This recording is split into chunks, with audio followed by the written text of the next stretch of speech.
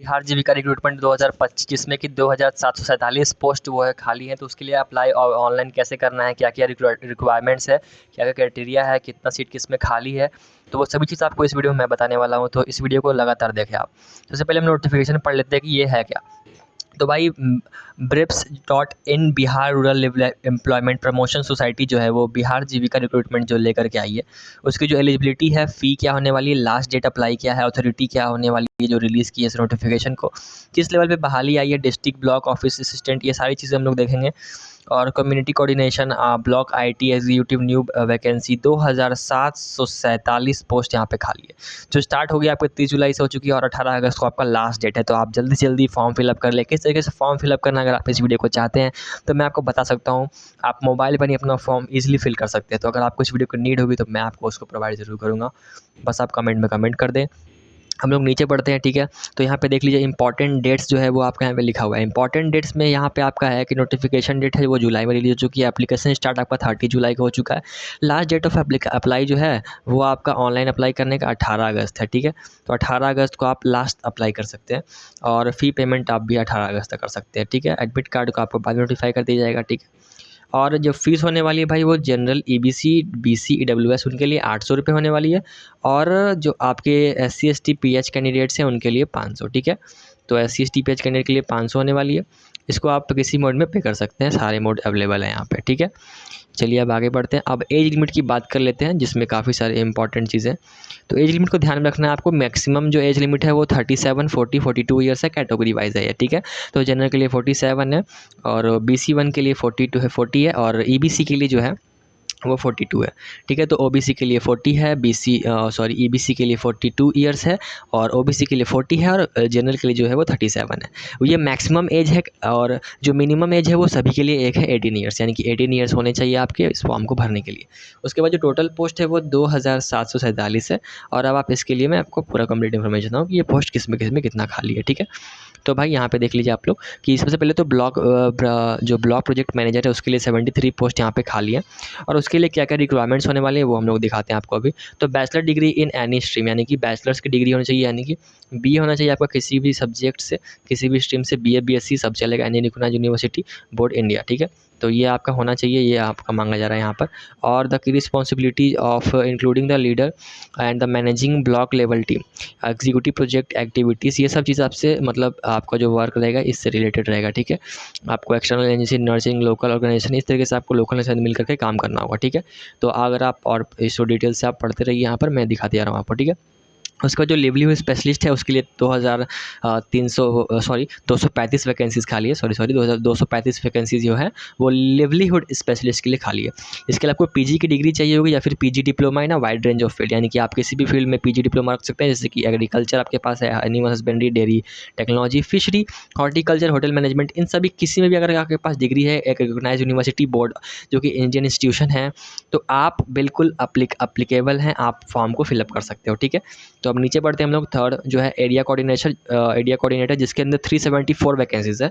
That is the most highest, तीनों से सबसे ज़्यादा हाईएस्ट है इसी में अभी फिलहाल आपके लिए 374। तो इसके लिए भी काफ़ी ईजी जो है वो आपको बीए चाहिए, यानी कि बैचलर्स चाहिए।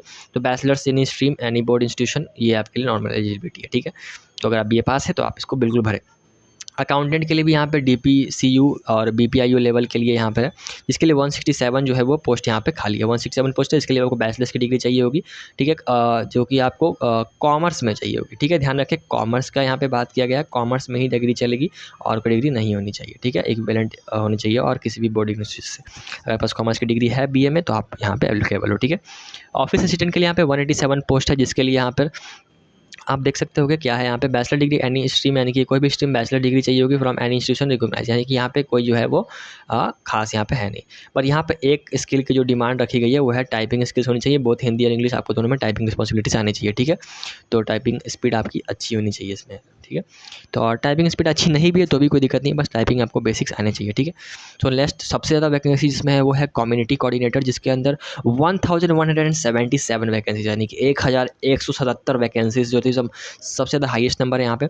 इसके लिए आपको फ्रेश ग्रेजुएट मेल और इंटरमीडिएट फीमेल, यानी कि ठीक है, आपको यहाँ पे देख लीजिए ध्यान से, यानी कि मेल जो है वो आपके लिए ग्रेजुएट मेल होने चाहिए और जो फीमेल का जो यहाँ पे क्राइटेरिया रखा गया है वो किसी भी स्ट्रीम से इंटरमीडिएट यानी कि 12th पास होनी चाहिए। ये आपके लिए फीमेल्स के लिए एक बहुत बड़ी छूट दी गई है यहाँ पे, ठीक है। और ये भी किसी भी स्ट्रीम, आप किसी भी बोर्ड से, और आपको इसमें भी टाइपिंग आनी चाहिए भाई, किसी में हिंदी और इंग्लिश दोनों में, ठीक है। तो चलिए अब आगे बढ़ते हैं हम लोग, ठीक है। इसमें आपको क्या करना होगा कि आपको सेल्फ हेल्प ग्रुप को जो नर्चर करना होगा, यानी कि उनके साथ काम करना होगा, और आपको वहाँ पे माइक्रो प्लान्स बताने होंगे, बैंक लिंकेज, ये सब सुपरवाइज करना होगा, ठीक है, CF यूटिलाइजेशन, ठीक है। और आगे बढ़ते हैं। अब आपके लिए यहाँ पे आ चुकी है ब्लॉक IT एग्जीक्यूटिव की जो वैकेंसी है वो यहाँ पे 534 वैकेंसीज है यहाँ पे। तो यहाँ पे बीटेक चाहिए, किसी भी computer science engineering, IT, BCA, BSc IT, PGCCA और equivalent degree from any recognition, ठीक है। तो यहाँ पर भी आपको टाइपिंग स्पीड चाहिए होगी, टाइपिंग जो है आपको चाहिए होगी हिंदी और इंग्लिश में, ठीक है। तो ये हमारा हो गया 534 पोस्ट के लिए। तो टोटल मिला जुला करके यहाँ पर हमारे पास जो वैकेंसी आती है वो 2747 यानी कि 2747 वैकेंसी यहाँ पे टोटल खाली है। अब यहाँ पे देखते हैं हम लोग पे स्केल क्या होने वाला है। पे स्केल जो है हर किसी के लिए अलग अलग यहाँ पे दिया गया है। तो जो बैंक जो यहाँ पे दिया हुआ है, क्या यहाँ पे है, पे level for block project manager, जो कि 36,101 रुपये पर मंथ है। पे स्केल लिवलीहुड स्पेशलिस्ट के लिए 32,000 है यहाँ पे, और पर मंथ है यहाँ पे ये, और पे स्केल है, और इसके साथ आपको अलाउंसेस भी मिलेंगे, ठीक है। ये आपका बेसिक पे स्ट्रक्चर है जो कि आपको बेसिक पे जो मिलने वाला है, ठीक है। और यहाँ पे एग्जीक्यूटिव अकाउंटेंट के लिए जो है, जो मैंने बताई थी आपको थोड़ी देर पहले, उसके लिए जो वैकेंसी है और उसके जो पे लेवल है वो 22,662 रुपीज़ है, ठीक है, पर मंथ। ये केवल पेस के लिए ध्यान रखें, इसके बाद आपको अलाउंसेस भी मिलेंगे, HRA, ये सब मिला जुला कर काफ़ी अच्छी खासी सैलरी बनने वाली है आपकी, ठीक है। तो पेस के लिए यहाँ पे कम्युनिटी और कम्युनिटी कोऑर्डिनेटर ऑफिस के लिए जो सभी चीज़ों के लिए असिस्टेंट DPU, और इसके लिए जो सैलरी रहने वाली है वो 15,990 रुपये, यानी कि ग्रॉस आप समझ लीजिए 16,000 पर मंथ आपकी सैलरी है। और आप देख लो यहाँ पे अलाउंसेस जो है वो आपको एज़ पर गवर्नमेंट नॉर्म वो मिलेगी, ठीक है। तो सिलेक्शन प्रोसीजर वो क्या होने वाला है, तो आपको CBT मोड में एग्जाम होगा, कंप्यूटर बेस्ड टेस्ट, यानी कि कंप्यूटर पर आपको एग्जाम देना पड़ेगा ऑनलाइन बेस में, और उसके बाद आपका टाइपिंग टेस्ट होने वाला है, फिर उसके बाद आपका डॉक्यूमेंट वेरिफिकेशन होगा। तो मैंने बोला आपके लिए टाइपिंग टेस्ट इंपॉर्टेंट है, आप टाइपिंग की प्रैक्टिस करना शुरू कर दें, साथ ही साथ आप एग्जाम की भी जो तैयारी है वो आप चालू कर दें, ठीक है। और टाइपिंग भी साथ साथ करता है कि आपका टाइपिंग स्पीड भी रहे, ताकि आप एक बार में क्लियर कर लो, ठीक है। हाउ टू कैसे अप्लाई करना है भाई, तो किस तरीके से अप्लाई करना है, आपको कुछ नहीं करना, आपको उनकी साइट पर चले जाना, आपको जस्ट टाइप करना है बिहार जीविका रिक्रूटमेंट, और वहाँ पे आपको साइट खुल जाएगी, फिर आपको रजिस्टर कर लेना वहाँ पे। अगर आप मोबाइल से करना चाहते हो तो आपको थोड़ी सी दिक्कत लाएगी क्रोम वर्जन में, पर आप चिंता मत करना, मैं आपको उसका भी सोल्यूशन बता देता हूँ कि आपको कुछ नहीं करना है। आपको वहाँ पे देखिए, मैं आपको चल के दिखाता हूँ अभी, ठीक है।